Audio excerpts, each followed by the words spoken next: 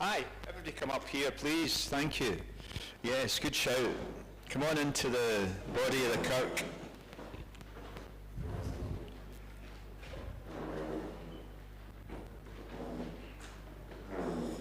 Lovely to see you and to be among us as we open our hearts, our minds, our souls, our bodies, our beings to Father, Son and Spirit and all He has, how God has for us. I'm going to lead us in a couple of songs, one at the beginning, one at the end. I've got a wee talky bit and I've got a wee video that's quite amusing. So we're going to sing a song.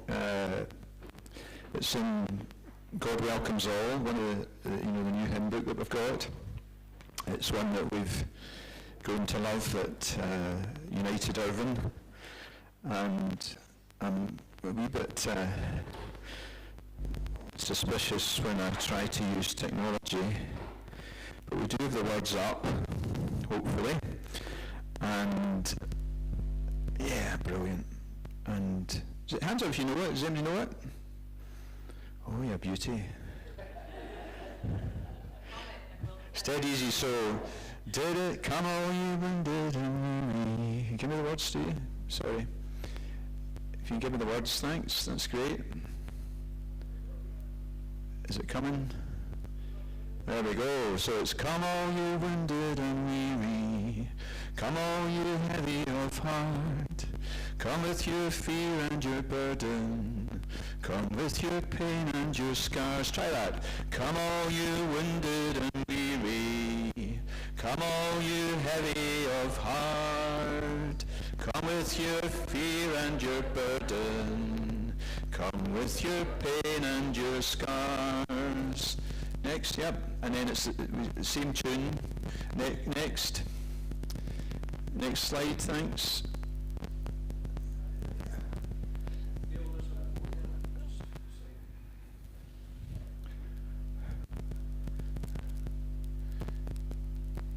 Same tune.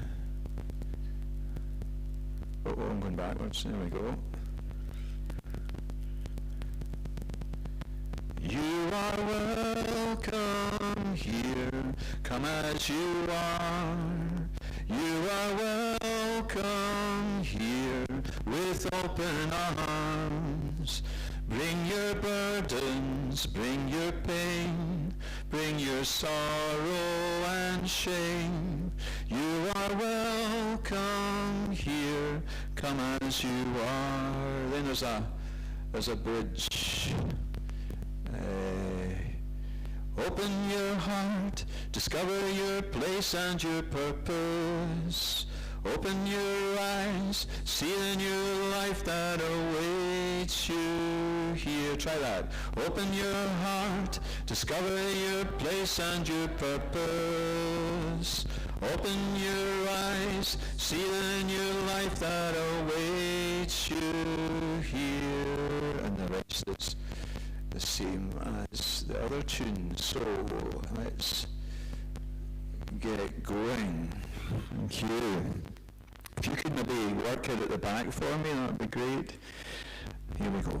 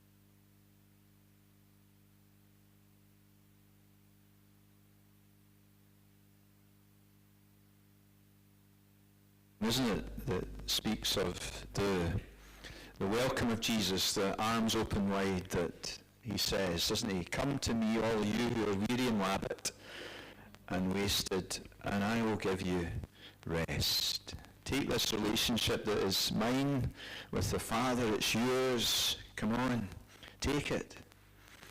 And enjoy working with me, joining in with me what I'm about, what we're about, Father, Son, and Holy Spirit, joining in with what God is all about, welcoming and including and blessing and reaching out. And that's what we're about, isn't it? That's what we're here about today. We look forward to what's in store. I've got a few slides to show you as we think about our identity. We, with the help of this diagram that some of us have used in Cairn and Forge and other settings, as we recognize that we have our relationship with God, Father, Son, and Spirit.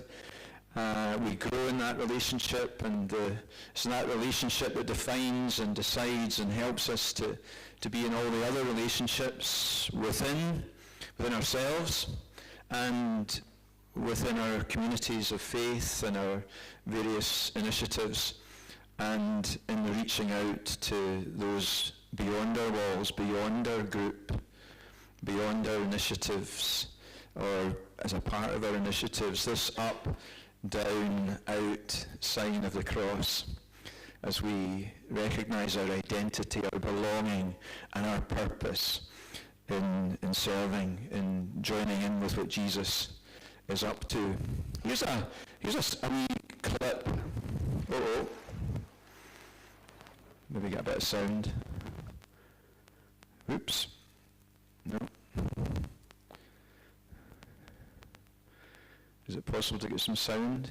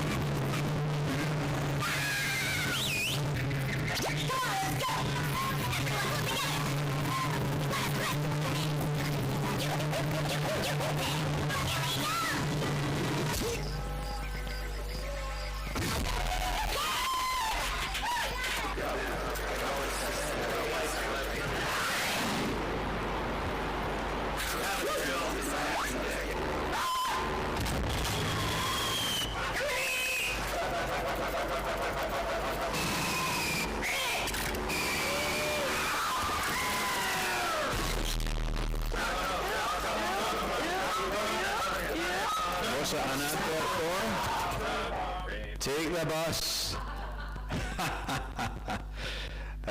Take the church. Is that a message that people are hearing? Take the Jesus way. Take, the way we're living it out, the way we're connecting with people, the way we're looking out for people, the way we're seeking to include people. Are they hearing this message? I want to join this group. I want to be involved with this community of faith. At Fullerton Connections, we think about inviting people to be involved in a caring cause and find themselves a part of a community. And then they start to get intrigued often. Well, what's it about?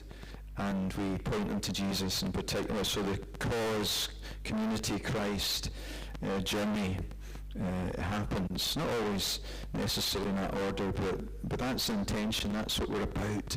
And it is community, it's growing in community. Communities that have mixes of people with different perspectives and emotions and characteristics and personalities, and boy, it can be difficult and frustrating at times. But what unites us? It's the love. It's the love that makes all the difference. That's why I've been 36 years in the one place. They've learned to forgive me an awful lot, and I've learned to forgive them an awful lot. It's the love of Jesus that makes all the difference. And it's that love that connects with people. And people connect with that. That's what we want a part of.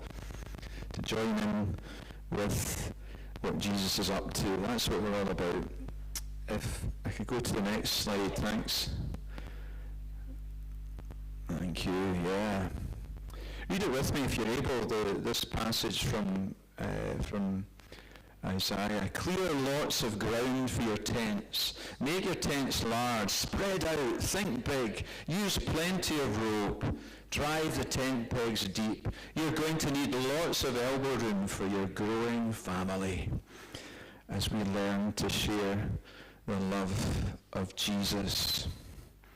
And Jesus asked, who's my mother? Who are my brothers? Then he pointed to his disciples and said, look, these are my mother and brothers. Anyone who does the will of my Father in the heaven is my brother and sister and mother. This family on a mission that Jesus brings us into, one-on-one with Jesus, with Father, with Spirit, with God.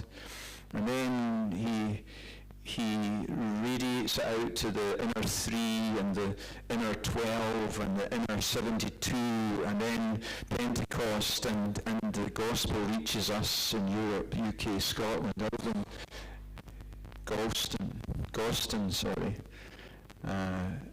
Stranraer, Kilmarnock, Muirkirk, Maybole, wherever we are coming from, wherever we're involved, there is where the gospel, the good news is radiating out. And I've been struck by the story of the wilderness wanderings of the people of Israel. The 12 spies were sent into Canaan. I don't know if any of you remember the song. Do you remember the song? 10 men went to spy in Canaan, 10 were bad, 2 were good. Do you remember it? No? Just hands up if you remember that song. Am I the only one that Brian remembers it? I was always one. Thank you very much. So yeah, I mean it.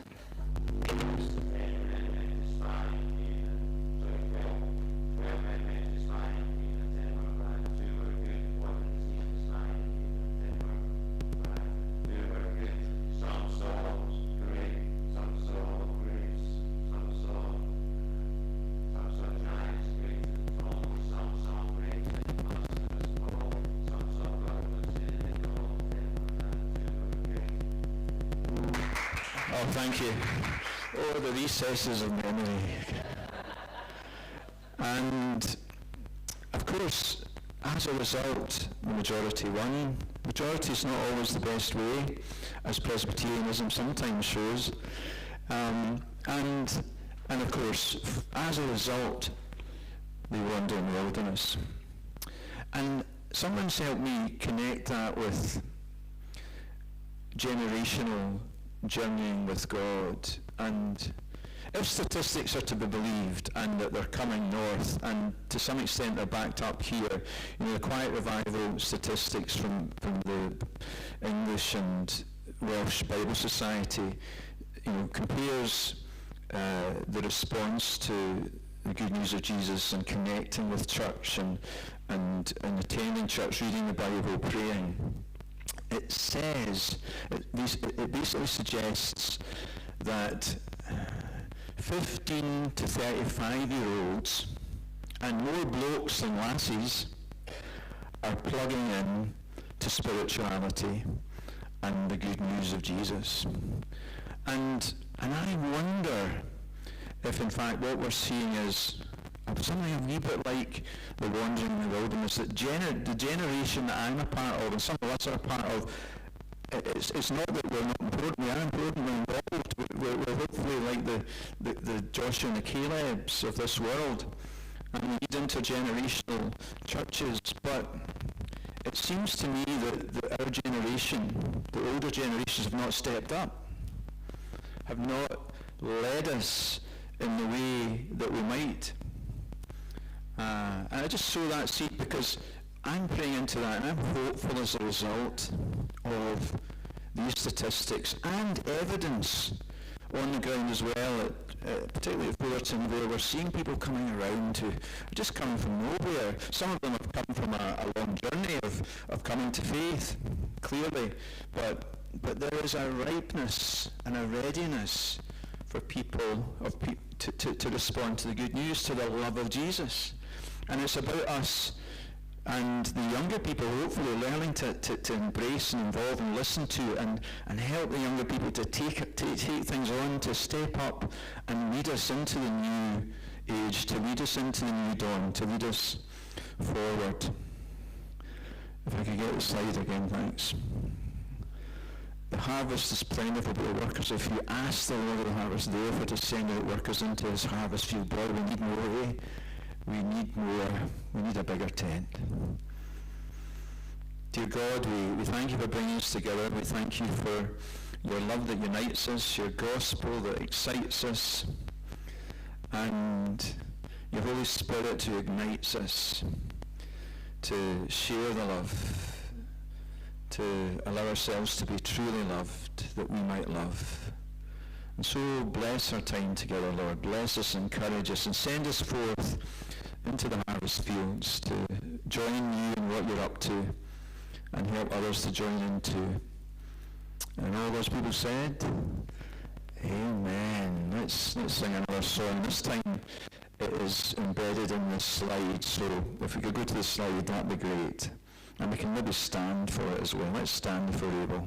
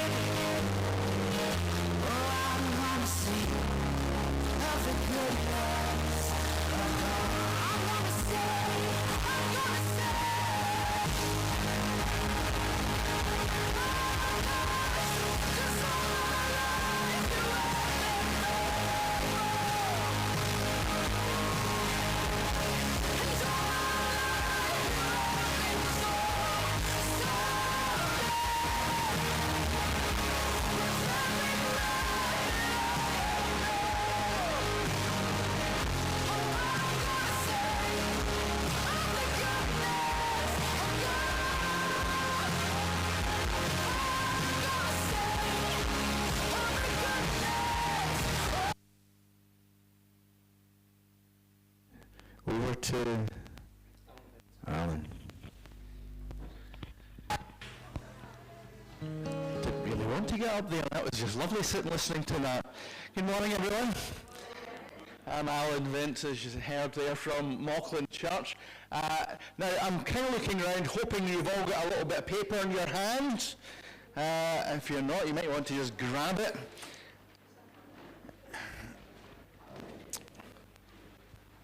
Well done. And if you've got up and you were sitting next to someone that you knew, this time when you come back down, sit somewhere else. Sit somewhere a little bit different, because we want you to talk to people you don't know. Okay, well done. That happened.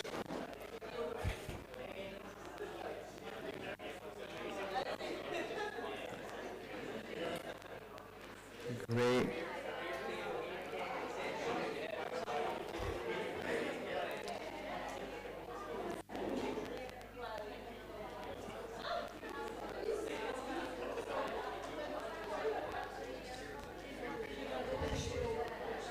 Great. Brian, we can take out this next bit. It was about trying to get people to talk to each other. We've already started.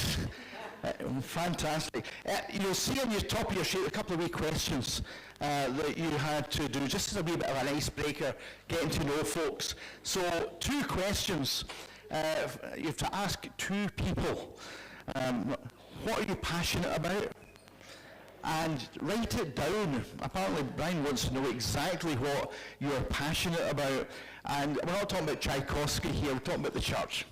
Okay, so what are you passionate about in the realm of faith, church, Jesus, God, whatever it is, but in that kind of context? And what inspires you about your church? What inspires you? Now, hopefully you're going to write lots of things in there about inspiration. And now, I got a time limit for this, and it was 5 minutes, and I worked it out. This is the equivalent of Christian speed dating. You've got about 40 seconds each to be filling these in. So, quick as you can, get talking, get answering, tell each other.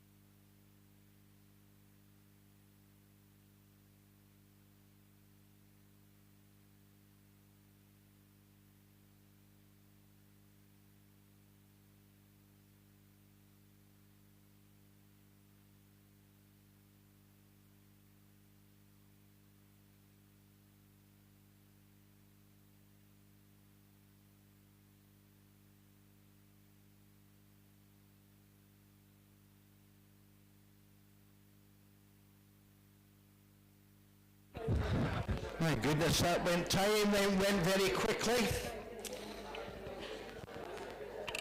The hardest thing will be getting them to stop again. Only going to give you a few minutes. Anybody want to volunteer? Any great passions that you have, or you discovered in somebody else that really kind of went and you thought, wow, that's fascinating. Anybody find a passion that you didn't know was there in somebody else? I'm going, no, we're still sleeping. Go. Down at the bottom of the town in Kilmarnock, the church closed because it was united with another church. It was a three-way union, and I was really keen for the church building down the south end to remain open, and to be there for the use of the community. And the well is a passion of mine, because I feel we've got to be there. We're there just to be with the people and to welcome them into the building. Super. Any other passions that you want to highlight? Now you've all gone shy. A minute ago, couldn't get you to be quiet. Ask you a question. I don't want to be saying anything. What about that second one? This maybe is easier. What inspires you about your church? All hands go up. What inspires you about your church? If you don't pay that, you're getting thrown out. Nothing inspiring you. Go on. Anything over here. What inspires you about you? I'm going to pick on you if you don't say anything. Go on. I think, so I've got a home church at Draycorn in Springside, and I work with Crossing Together, and I really feel that Crossing Together is so inspiring just now, because people are taking real ownership. New people to faith are taking ownership, and they're reaching out, and we're role modelling Jesus to them, and they're role modelling it within the community really quickly. But I was kind of sharing that that's quite different from Irvine United just now, because they're so kind of waited with bated breath when the plaster being ripped off for the buildings, that people aren't kind of got that passion, got that inspiration just now because they're stuck. But actually at Crossing Together I'm seeing that very different. So home church isn't so much inspiring just now, but new intergenerational church plan is doing the business. I'm hoping you're going to continue to share with each other your passions and your inspirations as we go through this time that we've got together. I think what inspires me about my church is that in spite of me, God keeps doing things. And I think that is amazing, that there is this God at work in us and through us and around us, and it just blows my mind that he uses even us to be part of his amazing work. Well, we're going to just pause there for your talking with one another to listen again, and I'm going to be handing over to Christine, Sunday name, Kirsty, who is going to lead us through our first of our keynote talks. And I'm not quite sure the topic of it, but I know that it has a whole lot of relevance to us. So, Kirsty. Thank you, Alan. Since I sit in the pews on a Sunday, I suppose I would say my home church is the inspirational preaching and leadership of the Reverend Alan. That better get me brownie points. Right, I'm going to start here by marking my own homework, because I know there is a sheet at the end for you to fill in and say how people have done. And I start by saying that my expectation is you will say that first speaker was boring, told us nothing new, and needs more questions than answers. And you're probably right on all three counts. Just so we all know, I am self-aware. I'm not expecting you to say, well, that was inspiration.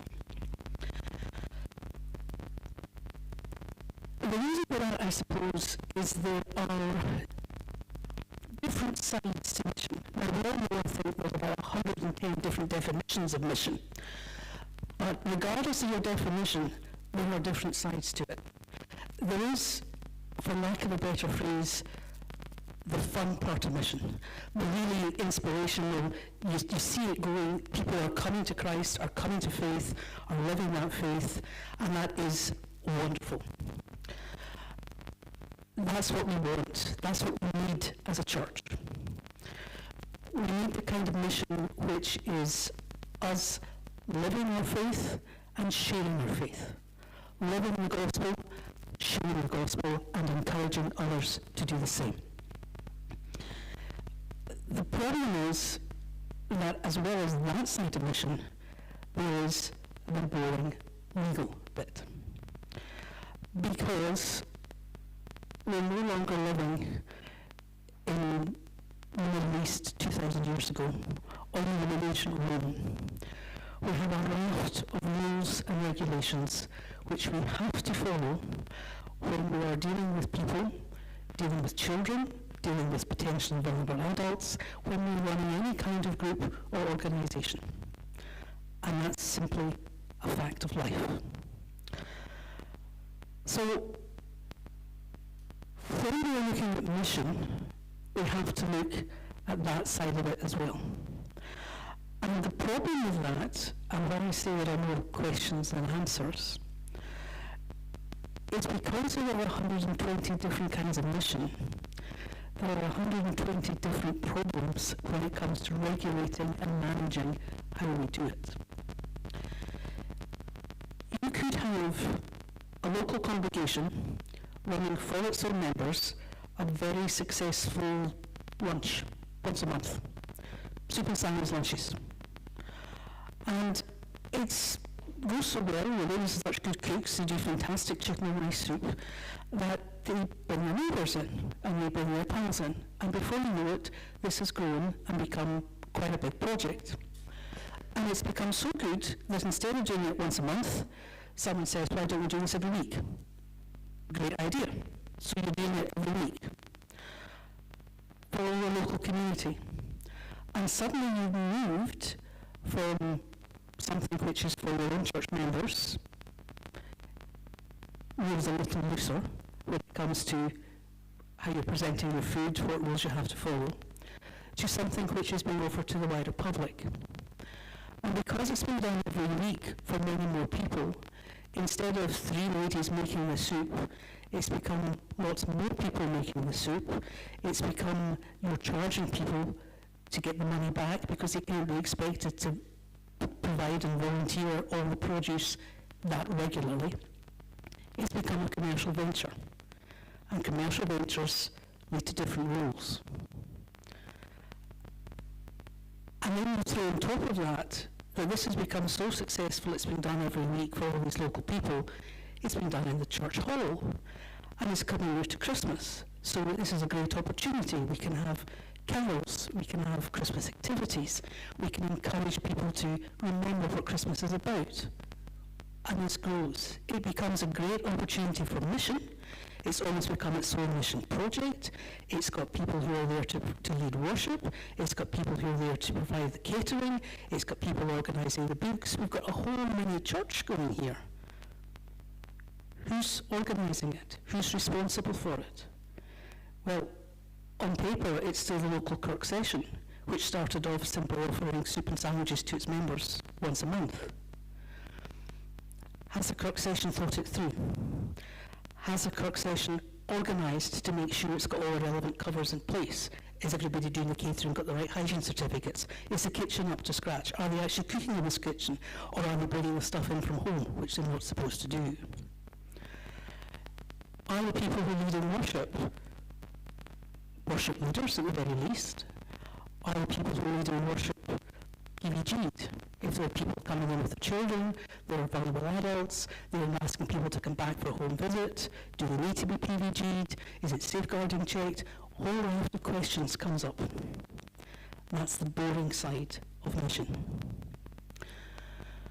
Then there's the other side, which grows, yes, still organically, but perhaps less out of direct things you were doing anyway as a church. A local congregation notices that there's a problem with homelessness locally, there's a problem with poverty locally, and they decide to do something active about it.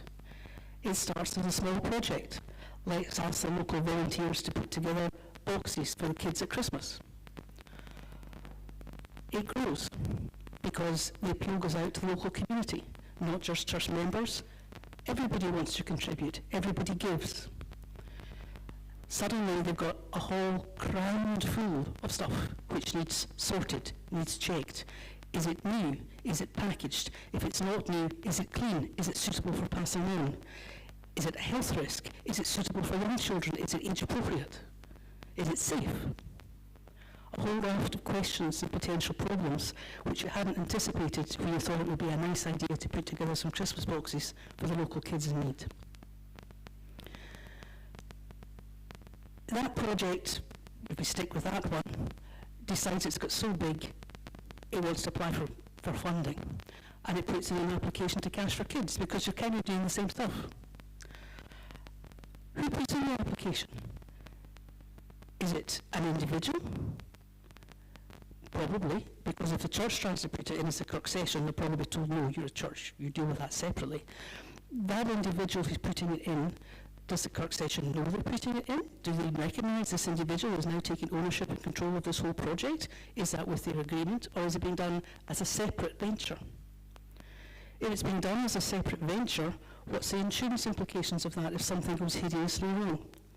If all the volunteers are coming to pack these parcels, get it wrong, and they label something that's suitable for children under 3, and there's actually something in one of the boxes which has got a tiny part, the child swallows it and chokes. Who's liable? Who's responsible? The individual, because they were the organiser, they signed the grant application, they get the money, they're doing the Cash for Kids, or the Kirk session, because it was their original project. These are the pitfalls and the problems when we do mission, which grows perhaps too quickly without taking that step back to think, what are we actually trying to do here, and what is the best means of achieving it. Enthusiasm is fantastic. Love of God, passion for the gospel, we cannot live without, and I mean that. But we also need to be organised, we need to be legal, we need to do our box ticking all the way along the route. The traditional way in the Church of Scotland was it's a Kirk session project. That can be great. It means you've got the coverage of the church insurance. You should be able to access the services of the local church safeguarding officer to make sure everybody's PVG'd and to give you advice on who needs to be PVG'd.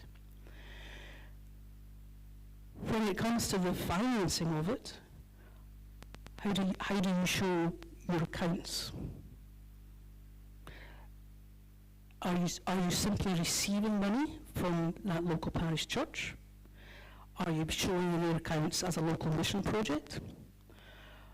Are you showing as a raft of separate ventures that the local church gave money to lunches or to boxes or to whatever it was?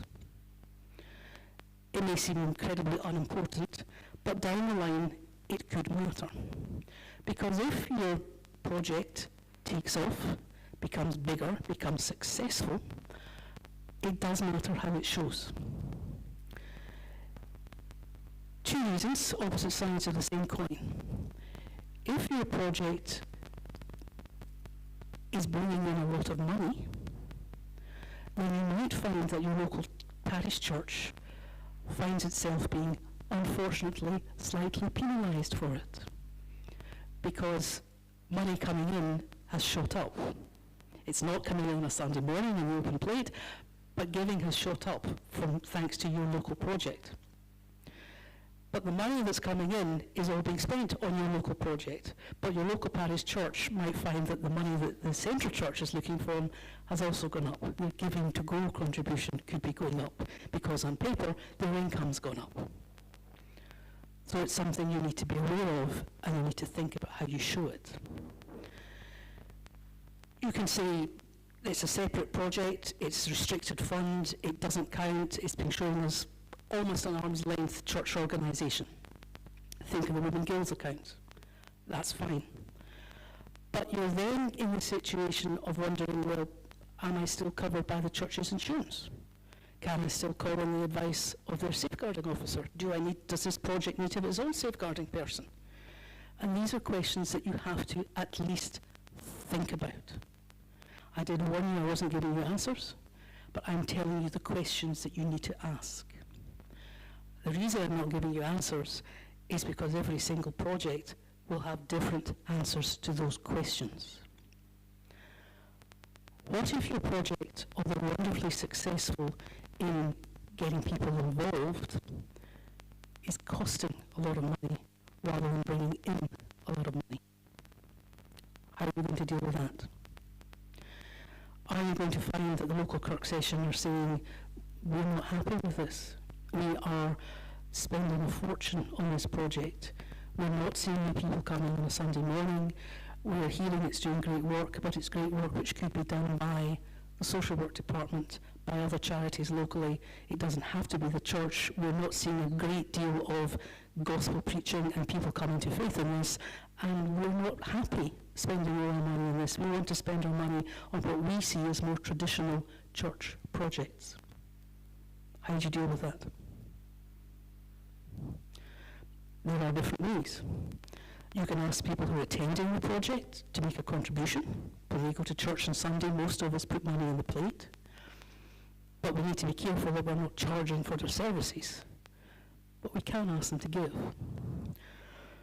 Or you might decide that what you want to do in that situation is you might want to move this slightly away from the Kirk Session link and make it an independent enterprise.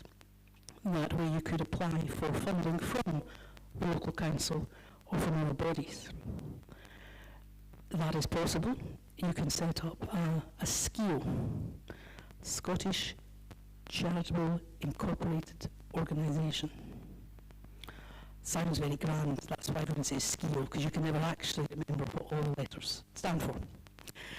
The advantage of a SCIO is it's its own legal entity. So the SCIO itself signs a contract. The SCIO itself applies for the grant, not an individual. So if something goes hideously wrong, it's not a named individual who's liable for all the expenses and all the problems. But somebody's still responsible because a SCIO requires to have trustees. Now there are two different levels, different types of SCIO, but they all require to have trustees. Who are your trustees going to be? Very often, your trustees are members of your Kirk session with additional members from the community who are involved. The willing volunteers who are not members of the church but have been helping, who have the local contacts. And that's fine. But as time moves on, members leave the session because they move away. They age, we all do. They die, we all do eventually. And as the membership of your SCIO trustees changes, you could find you've got a SCIO which actually has no church connection anymore. At all, because the trustees are not church members. So the church, which did the initial hard work to get this set up, get it established, get it organised, and is still in many ways lending its name to this organisation, has no control over it at all.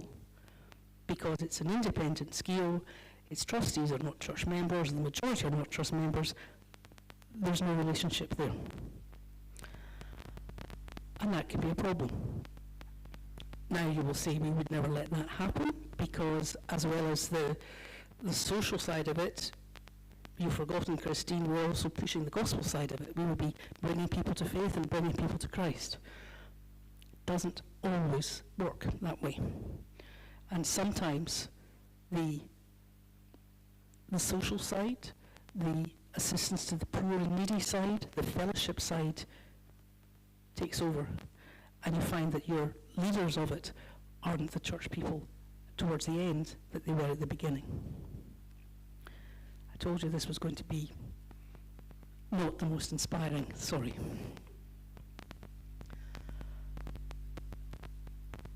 What about the pioneering projects, the new church plants we have, which are truly successful and really, really work?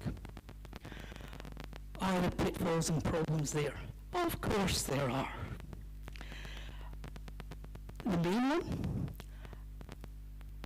you put in a new project, it starts with this connection with the Kirk session, it grows, it becomes bigger, it's bringing people to faith.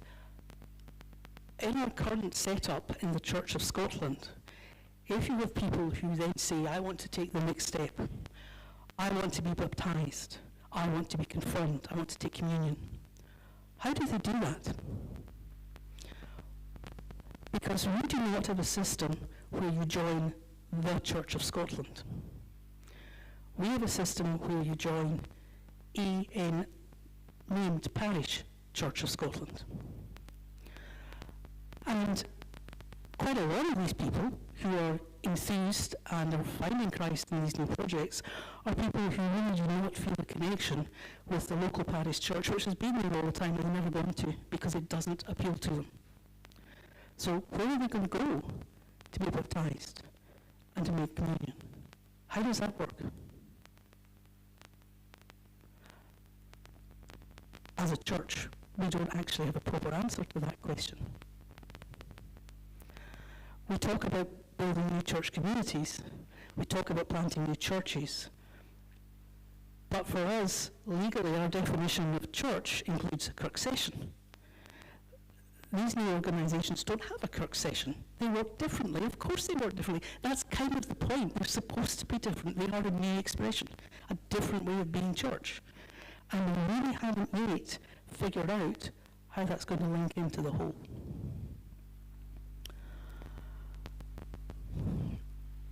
We also haven't figured out what we do with money from these places. We haven't figured out where they're going to meet to worship. We're at the moment, as you all know, selling loads of church buildings. Some of them are being sold to independent churches. I may be wrong, but I don't think any of them have actually been moved to be designated for our new church plants or our new pioneer projects. I may be wrong, I'm hoping to be corrected, but I haven't heard of one so far.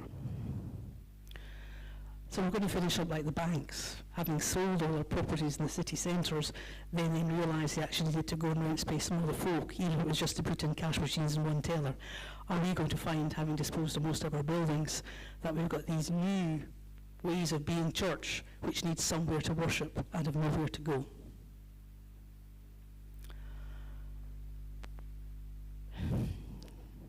Sorry, I did warn you. Is it all negative? No, of course it's not. Before I was Presbytery clerk, I worked as a solicitor for more years than I'm going to tell you. And I largely did criminal defence work. And the first thing you do in criminal defence work, once you've taken your client's position, because whatever they tell you, you don't give the client the defence, he tells you what happened. But the first thing you do is that's your client's position, that's what he says happened, and you then look at the law, you look at what he's charged with, and what you are looking for is what I would term wriggle room. And if you look hard enough and closely enough, you will find that nearly every piece of legislation, whether passed by Westminster Parliament, Holyrood, or by the General Assembly, has got wriggle room. You just have to find it. So how do you find it? Well, you could do worse than ask the clerk as a start. I may not be able to give you a general answer today, but in an individual case-by-case basis, there is probably a suggested solution to most of the problems. You could ask folk at 121, who are actually incredibly helpful, incredibly approachable, and are desperately keen to try to help, because we all know that a church which does not undertake mission, a church which does not grow, is a church which is going to die. And none of us want that to happen in our watch. if you are approaching 121 for advice, and anyone from 121, please cover your ears at this point, you could do worse than to follow my example. My second meeting of all the Presbytery clerks together, the first meeting was really good. I sat there with my mouth shut and didn't say a word. But at the second meeting, when they were raising various concerns, one of them said, the terrible problem is that you phone 121, you speak to somebody, they say it's okay, and then you phone somebody else and they say, no, you can't do that. And I couldn't stop myself. I stood up and I said, I'm terribly sorry. Why did you phone the second person? You got the answer you wanted. So sometimes, get the answer you want, get it in an email, and run with it. Because you will find that there will be wiggle room. And you will find, as long as you're not doing something utterly outrageous, but if you have a mission project which is successful, then ways will be found to make sure that you have the opportunity to thrive. Because we all know a church has to grow, and we all know that part of growth is change. That's simply true. We all change. We change as individuals. I got on an escalator, I catch a glance of myself, I'm horrified at how much I've changed, because in my head I'm still 19 and size 8. Church changes too. And a bit like me, sometimes we don't realise that we've changed until you get that look in the mirror.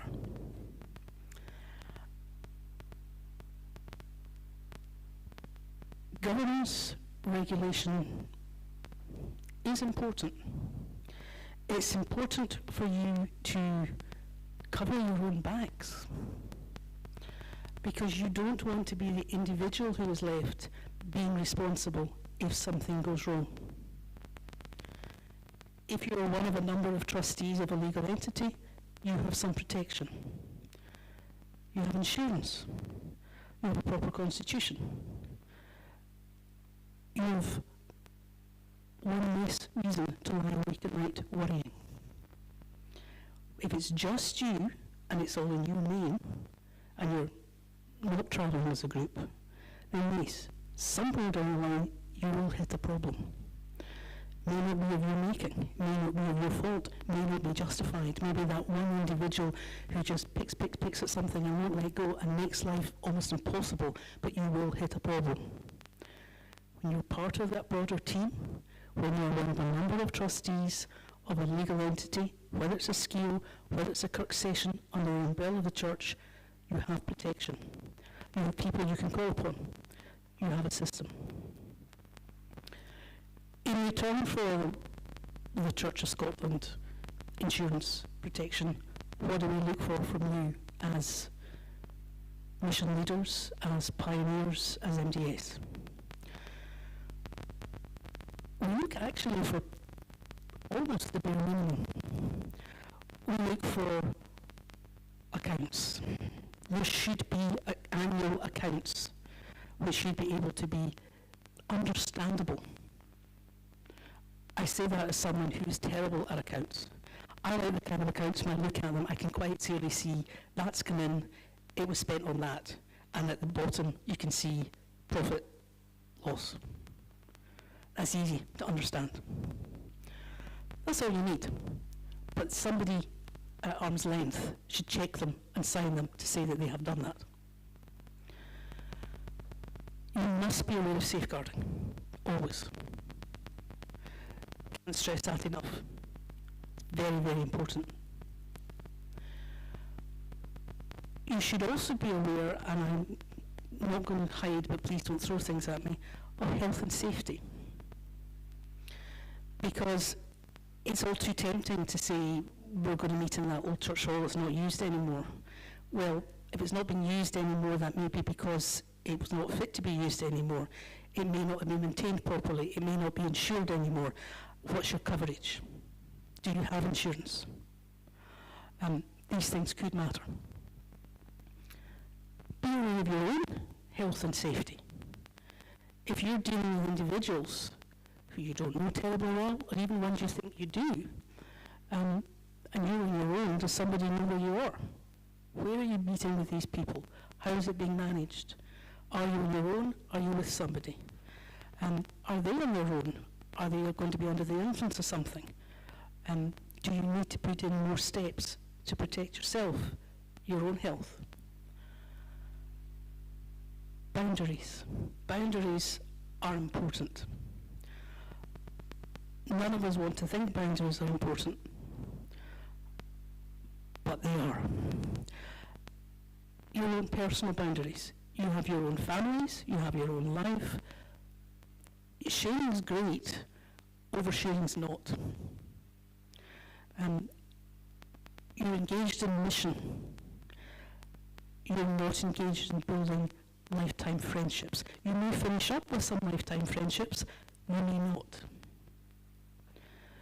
So be a little wary.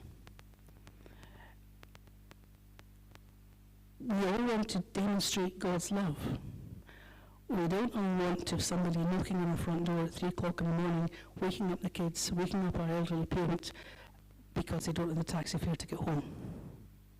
In that kind of situation, there is someone else that they can contact. It need not be you. So be aware of these things and be a little bit careful.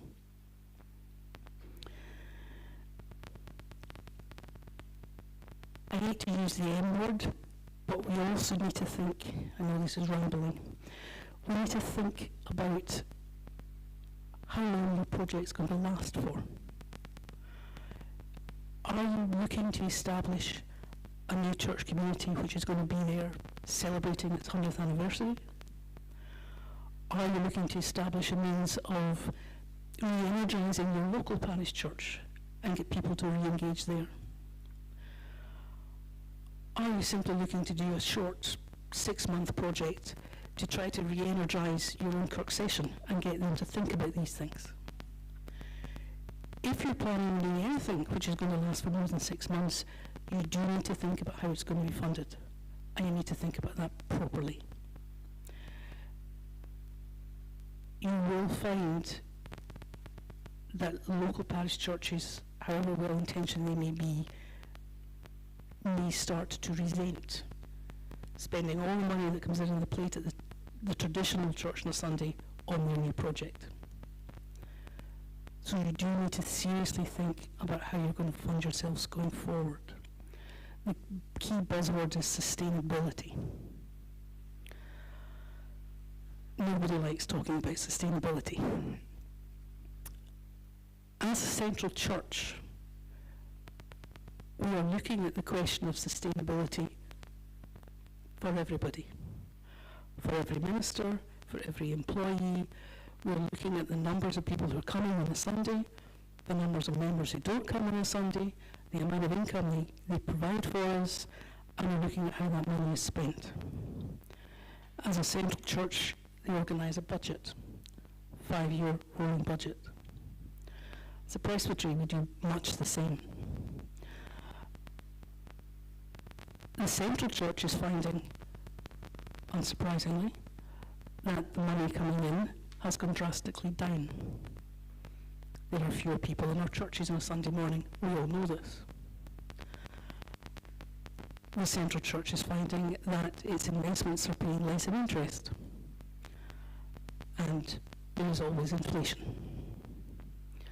Your local projects will find that there is always inflation, that people who are happy to spend £5 on a nice cup of coffee are reluctant to put more than £2 in their bowl. You know they've had coffee, cake, use your craft supplies, use whatever else it may be that you're providing. And there may come a time when you're thinking, well, how on earth are we going to balance the books? You need to be thinking about it before you get to the time when you're thinking, how on earth are we going to balance the books? Because you cannot depend upon your local congregation, your presbytery, or the central church to bail you out. Not through lack of will, but through lack of money. Everyone has the idea that the church is rolling in cash. It isn't. And the church, it is no secret, has been running on its reserves for a number of years now, and reserves that are not replenished eventually run out. Your local project should be building up reserves. Not just looking to fund its own expenses, but to build up a reserve fund. That reserve fund might be because suddenly you have an even better idea that you want to expand quickly, or that reserve fund might be because you're anticipating that in the run up to Christmas, people spending on other things, there's less money coming in the plate, but you've still got the same bills to pay. You need to be thinking a little bit strategically and planning for that rainy day.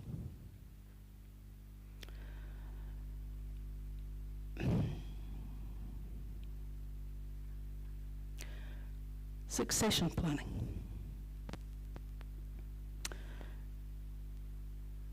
Those of us who sit in Kirk sessions will know that as we look around the Kirk session, everybody gets older, and the folk who came in as the youngsters are now still the youngsters. With a few notable exceptions, there are not many churches that are creating many new young elders. You will find that in your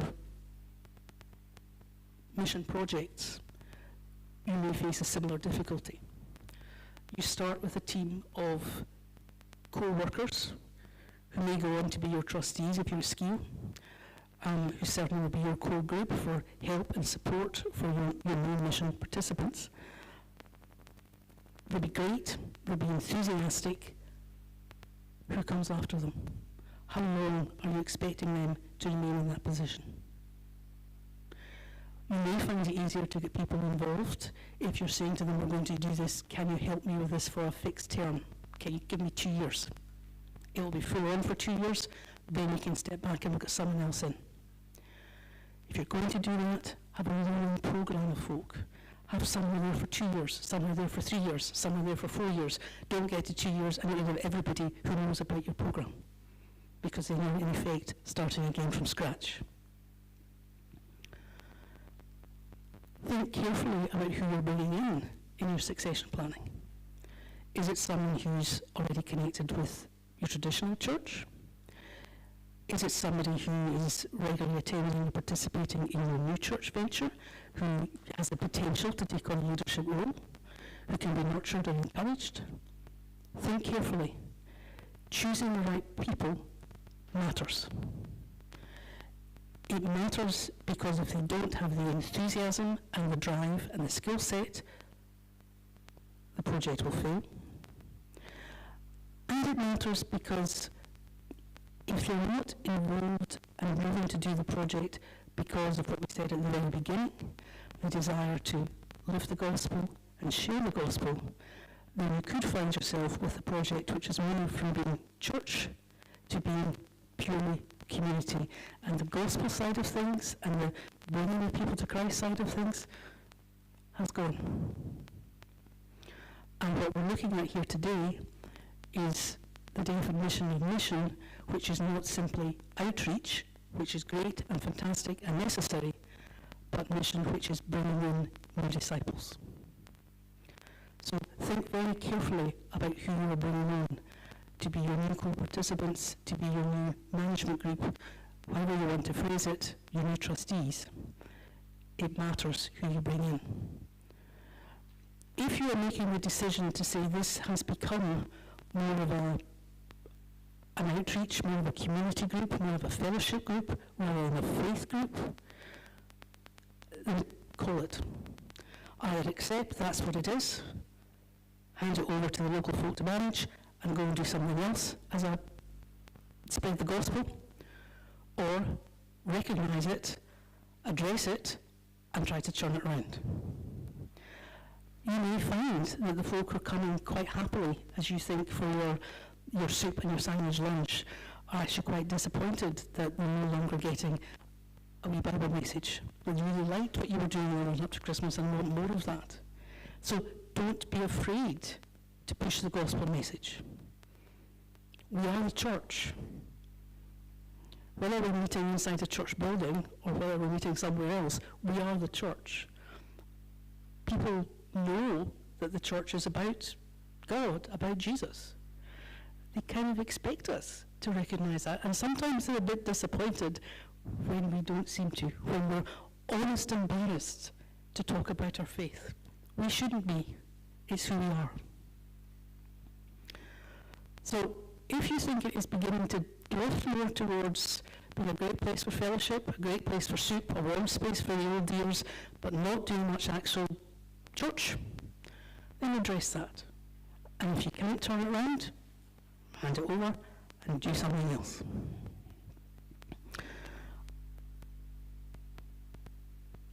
I haven't spoken about looking to the central church for funding to help you get going or to keep you going, because I think that will be more in the afternoon. Well, it's not actually, but if anybody does want to talk about one, then I can answer your question. Okay. We all know that there is Seeds for Growth funding available. There's a lot of money in the Seeds for Growth budget. There is a lot of money, but it may be going to be a bit less than it has been. Partly because we're spending it, which is great, and partly because everybody in the central church is having to cut just a little bit. If you think you have a project which could qualify for Seeds for Growth funding, then apply. Speak to me. We're really lucky in this presbytery. Speak to Jane American. He's the man for Seeds for Growth. He can tell you everything you need to know about it, and the rest. And he'll be here shortly, yes. There are different levels of funding, depending on what you want to do. You can get funding to help you pay for the groundwork, the exploratory work, to decide is this actually a viable project, as well as funding for the bigger things. If you're going to apply for Seeds for Growth funding, or indeed any other form of grant funding, then there will be conditions attached to it. And some of the conditions will relate to how do you measure success? How do you know if your project is working? Because that's not something which is looked at when you put in your annual accounts, or when some boring person like me nags you about making sure that you've insured and you've got health and safety in place and you've dealt with safeguarding. How do you know if it's working? I think before you can address the question of how do you measure success, you have to look at the question of what your aims actually are. Because if you don't know what you're trying to achieve, you have no hope of figuring out when you've actually achieved them. So what are you trying to do? Are you trying to create a warm space for locals to come in the middle of winter? They know it's safe, they know it's heated, they can get by to eat, they can get fellowship and friendship. If you are, that's fine. If they turn out in numbers, it's a success. And presumably no one's poisoned from the soup. That's fine. If you're looking to bring new people into the church, into the family of God, then you need to be aiming to do more than simply provide the soup and the sandwich. You need to decide how much more. You need to decide what your aim is. Is your aim to bring new people into the local parish church to revitalise it? Well, you can measure success there because you can look and see are new folk coming. You then have the challenge of saying new folk are coming. Are those new folk staying? We've got them through the door. What are we doing to make sure that they keep coming? Do we need to make what we were offering before in our traditional church a little bit different to keep them coming? Or are they actually finding what they wanted in our traditional style of worship? They just didn't realise exactly what it was we were offering because they had never been in the doors of the church. The answer to that matters. Because if you're changing the original style of worship for the new folk, there's always a risk that you alienate the folk who've been coming loyally and faithfully for many years and are quite happy with what is being there in the traditional church on a Sunday. If you don't change it at all, the new folk might drift away again. So you need to figure it out. If it is that they are a little bit worried about coming because they've never been across the door of a church before, why not? You might find that your approach changes, because you might find that actually what you're wanting to do is simply say to the normal folk in your Kirk session, you know what, we need to let people know they're welcome here. Whether that's by being a friend, being a neighbour, whether that's by a Doors Open Day, whether it's a come and explore, whether it's holding something completely non-religious inside the building, so folk get accustomed to coming over the threshold. You need to find out an approach. But it's finding what your aim is, and then finding how you're going to try to measure it.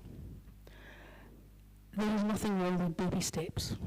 There is nothing wrong with saying we want to try to reinvigorate what we've got and move it forward. And if we manage to get 10 more people coming on a Sunday consistently, that's great. But if that's what you do, and you've done that and achieved it, then do something else. And the next thing you do, make it a bit bigger.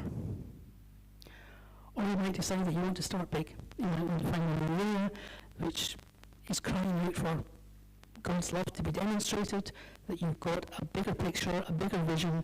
You're going to start there and start big. That's fine. If you're going to start big, make sure before you start, you've done your homework.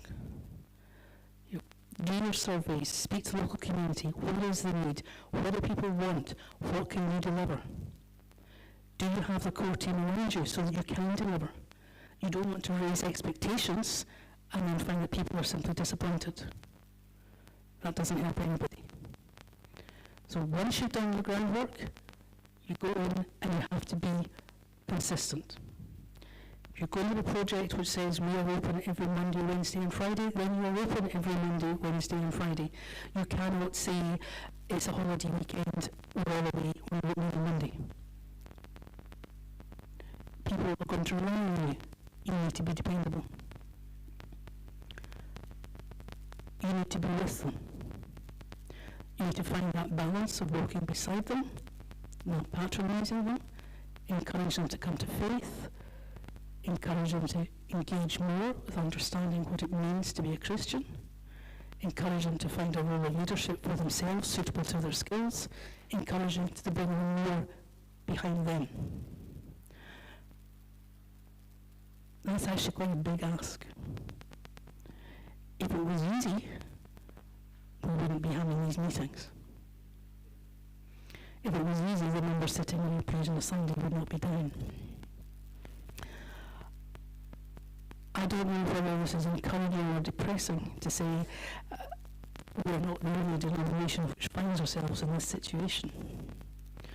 And it's encouraging as it says that we're not on our own spectacularly bad at this stuff, but it's quite depressing because it suggests that there isn't an easy, quick fix and solution. I do believe, though, that Drives for Mission can work. I do believe that Drives for Mission can bring people to faith, and I do believe that the church going forward still has a place, still has a function, and a role to fulfill.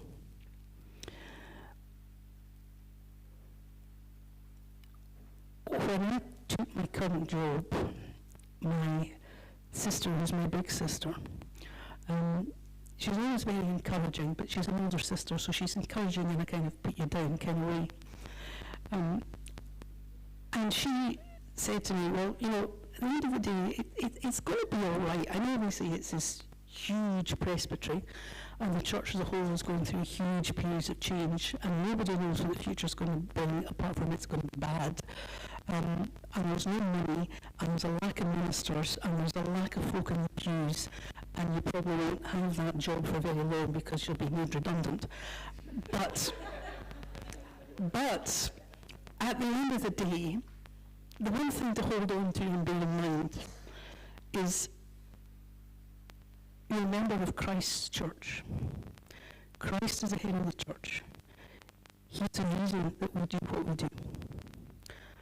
Christ's church has been here for over 2,000 years. And whatever you do, Kirsty, you're not going to be the one that messes it up. And while I growled at it at the time, it was actually quite a good message, and it's one that I would like you to take away. We all have a role to play in Christ Church. We all have a role in trying to drive mission forward. We all have a role in trying to bring new people to the gospel truth. Sometimes it doesn't work. We just have to accept that. We have to accept it is Christ Church. It is bigger than us as individual. We're in his hands. He will not let his church fail. That is not God's plan. So we can hold on to that as something a little more positive, rather than simply get your rules and regulations right and make sure that you're insured. Right.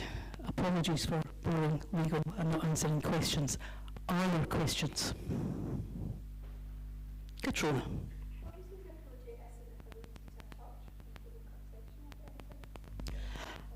Well, you're in a unique situation that you're affiliated to Presbytery.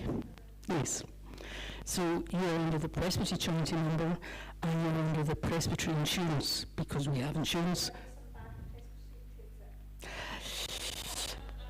Within reason.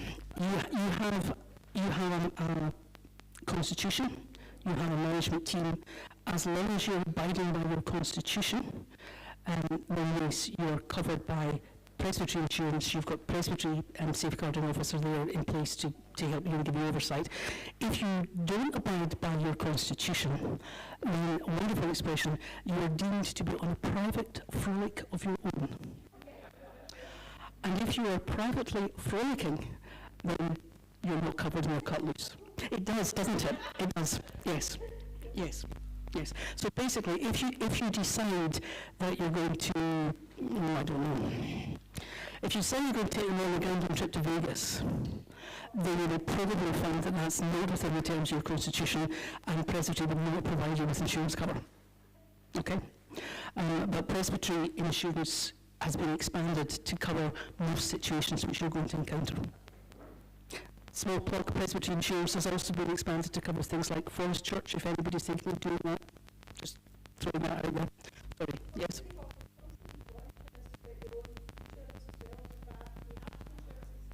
You can move to insurances, you can't claim from both of them for the same incident.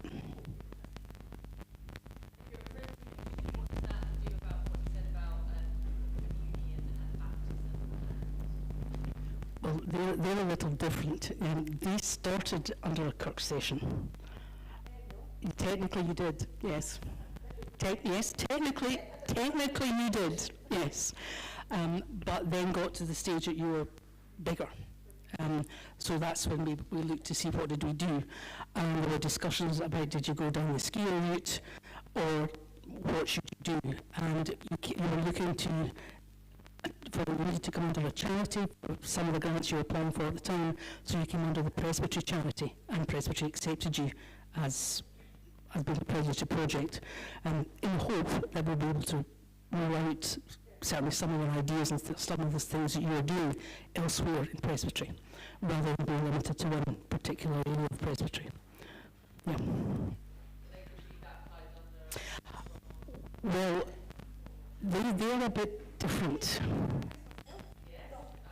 But you need to join. But they need to join the church. You need to join the church. You still need to join the church. That's something which has been raised centrally, and folk are scratching their heads over. Okay, it's been raised centrally also for other reasons, because we are getting to situations elsewhere in Presbytery where some of our parishes are becoming so large as to perhaps be difficult to fill, and we're looking at different ways of dealing with that kind of situation, and perhaps different ways of being able to offer ministry. And under that, we're also looking at Katrina's situation. Yes?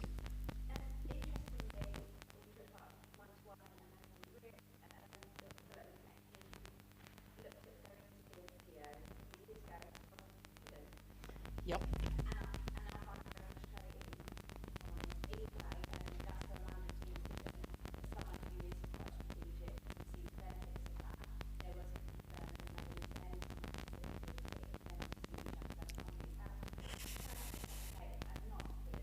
No.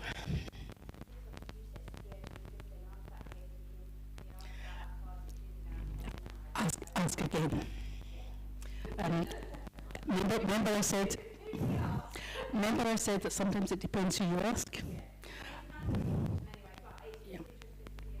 They are, you're right, because the original voice was skill great, and it then changed to be skill terrible. They might need a change, but they are now looking again at skills, and there are even discussions about whether presbyteries should be skills rather than charities. So if there's wiggle room there for presbytery to possibly be a skill, then there would have to be wiggle room for you to be a skill.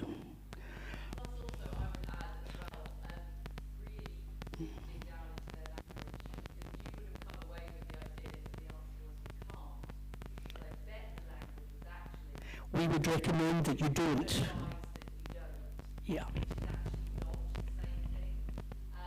So, yeah, I would say if you keep digging, what you'll get is you'll get a guideline document that says these are all the reasons that we advise against it. And then officially you can go back and say, well, this is the solution to that, this is the solution to that, this is the solution to that. So as I have now ticked all of those boxes, it's a green light, yes? And on we go. Yeah. Yeah. Don't just accept the first answer. Yeah. So just to be clear, baptism should lead to membership. So is that right? Yeah. So is that somebody wants to be baptised, but you said yourself you might not necessarily want to belong to the parish church, but if you belong to the mission project, there's no way for us to be baptised. They can be baptised, but the way things are at present, they should be baptised by the parish minister. Which for some people is absolutely fine, because in many of these projects, a local parish minister is very involved and has a connection. But in others where it is a truly independent growing church, it's a problem. And I make no secret it's a problem.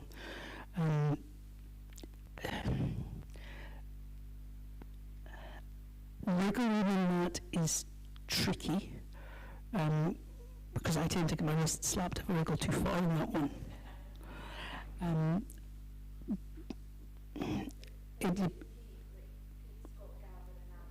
Yeah, you're covered, yes. Yeah, well, you've got Jamie. Well, no, you've got Jamie, and the name will appear on the parish roll as the baptism there for Jamie. And for you as well, it would appear with Gavin on the roll. But technically there should be, your parish minister, there should be at least representatives of the Kirk session from the church there. Even if you're not going to have it in the church on a Sunday, there should be representatives of the Kirk session presence to represent the church at a bare minimum. But there's no expectation that we stand up on Sunday morning in front of the congregation and join the church.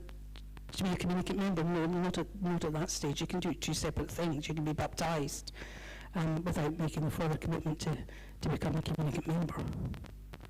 You can still have an adult baptism. It's unusual, but you should be able to do it. Alan, you're looking pensive at that one. I think some of the issue of membership is complicated because we've got membership and it doesn't really exist in lots of ways. No. Because what we have is profession of faith. Yeah. And profession of faith is that you declare your faith within the context of community and become part of that community. Mhm. So membership is just an outworking of profession of faith Yep. within the church. Yeah.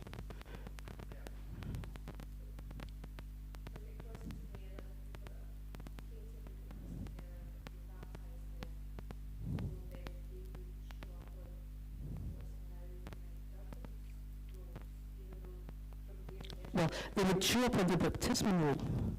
That's different from showing in an electoral roll or a membership roll.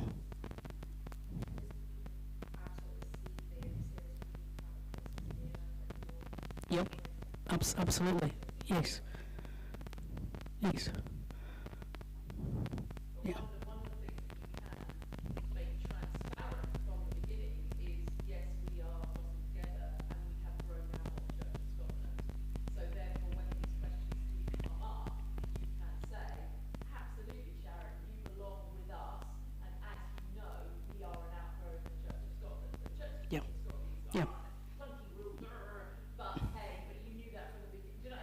And you guys know that because you've got Jamie.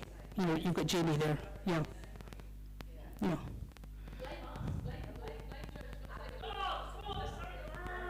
Yeah. We have to do it anyway, you know, and then even in that, you can be bonded in your frustration. So, you know, as long as it's all transparent, then you're not hoodwinking anyone or hurting anyone or, you know. Mm-hmm. Yeah. Can I ask another question? As far as I'm aware, the registrar training, so for conducting weddings, it's possible to get permission from Presbytery to undertake a wedding ceremony if they're not ordained. I don't know if that's case by case or you do it once. So we've got some people in our mission project looking for being married, and again, they're not necessarily interested in, you know, being married by the institution. So our question is, can we get permission from Presbytery to marry? I believe there are rules in what the Church of Scotland registry does say something to that So effect. legally, anybody can conduct a marriage service, as we say the words, legally in Scotland. The joining of this is by the registrar, and so you have to go to the registrar, you have to fill in the forms with the registrar. The registrar is the legal bonding point in Scotland, that's my understanding. It's from the registrar. Yeah. In order to be legally married in Scotland, then you need to be either married by the registrar or by a celebrant who is authorised by the registrar. And Church of Scotland ministers and deacons, I believe, are automatically authorised celebrants, so we're automatically authorised by the registrar and don't have to apply separately for permission to marry people. Presbytery, I'm not aware of Presbytery having the authority to say to someone who's not ordained that you can conduct a ceremony, because that would not be a matter for us, that's a matter for the registrar. There is nothing to stop you not conducting a wedding, because it is illegal to purport to marry somebody if you're not an authorised celebrant, but there's nothing to stop you doing some kind of blessing or some kind of recognition after they've gone before the registrar to be legally married, to change the status of them, the legal status. If you're right, that's almost the way they do it in a number of countries of the continent, where they don't authorise certainly Reformed churches to conduct legal weddings. So you go and you get married at the town hall, and then you go to the church for a religious celebration. You just need to be careful that you don't actually say, I'm now declaring you, because you're not.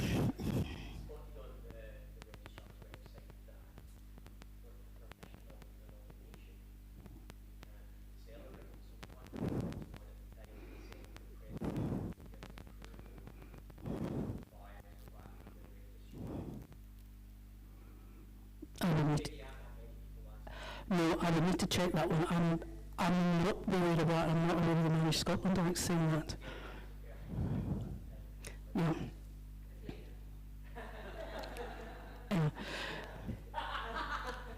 Because even, for example, the slight difference with same-sex celibates is they're directly authorised by the registrar. So it's not an automatic for every minister. They apply and they get a separate consent issued. I have a list of those persons, but I don't have a UME with it. It's just I get the list.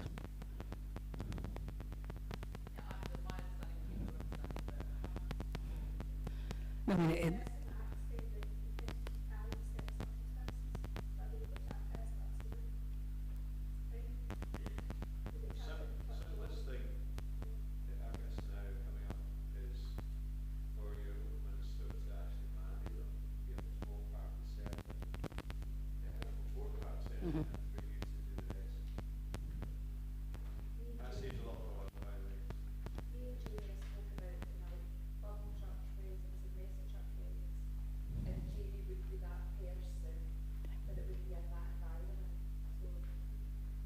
yeah, because I say, because a minister and deacon has automatically got authority to conduct. Now, I'm aware that we're getting chased because I'm over time. I don't know how that happened. Any other final questions or?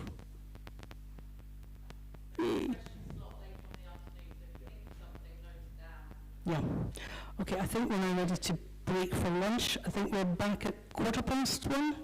Yeah, you'll have your own lunches, I think. There'll be tea and coffee available, and there's fresh cakes. Okay? Thank you, folks. 1:15.